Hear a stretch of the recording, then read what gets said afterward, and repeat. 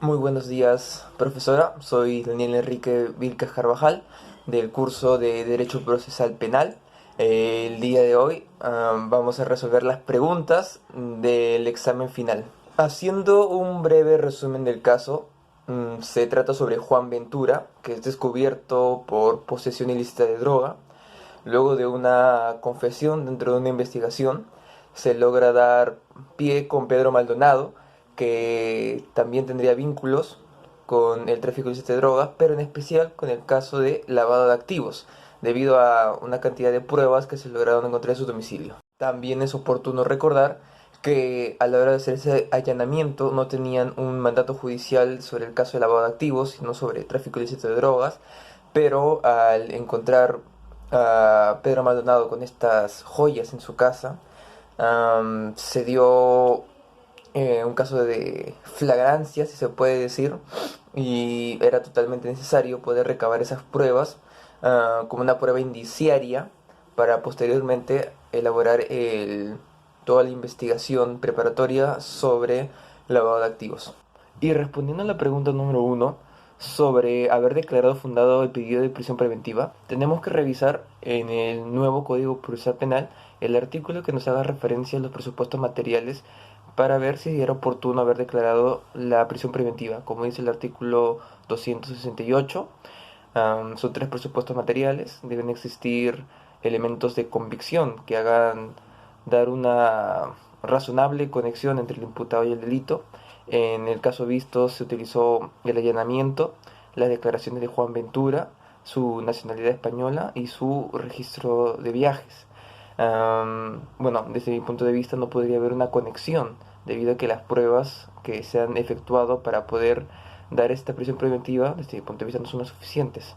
Lo único rescatable podría ser el peligro de fuga debido a su actividad migratoria. Um, pero de todas formas no creo que sería una prueba contundente para poder haber afirmado en este momento de la investigación para haber aprobado la prisión preventiva. Y respondiendo sobre la pregunta número 2, si se debieron haber aceptado las transcripciones de los DVDs que aceptó la fiscalía de manera anónima, primero hay que recordar que el TC siempre nos menciona que no se deberían de admitir pruebas que han sido obtenidas de manera ilícita sin mandato judicial. Pero en el caso en el que estamos viendo se podría dar una ponderación de intereses, ver si los derechos fundamentales que están siendo afectados por este lavado de activos ameritan el tener que afectar el derecho a la intimidad del señor Pedro Maldonado. Como se sabe, en el lavado de activos se afecta el orden económico, se afecta la libertad de mercado, se afecta la libertad de competencia. También se afecta la administración de justicia en algunos casos porque la entorpece.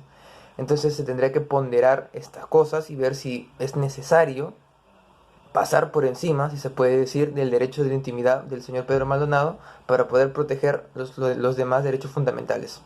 Y sobre la cuestión B de la pregunta 2, se podría dar una apelación de autos si es que no se logra admitir esta prueba. Esta apelación se fundamenta en el artículo 420 del nuevo Código Procesal Penal. Y respondiendo a la pregunta número 3, como rol de fiscal, habiendo ya llegado a esta etapa intermedia, creo que lo más pertinente es proceder con la acusación, debido a que hay elementos de convicción lo suficientemente fuertes para poder al menos tener los indicios suficientes de que se ha cometido este delito de lavado de activos. Ahora tendremos que proceder, como dice el artículo 349 del nuevo Código Procesal Penal, con todos los temas referidos a lo que tiene que contener la acusación.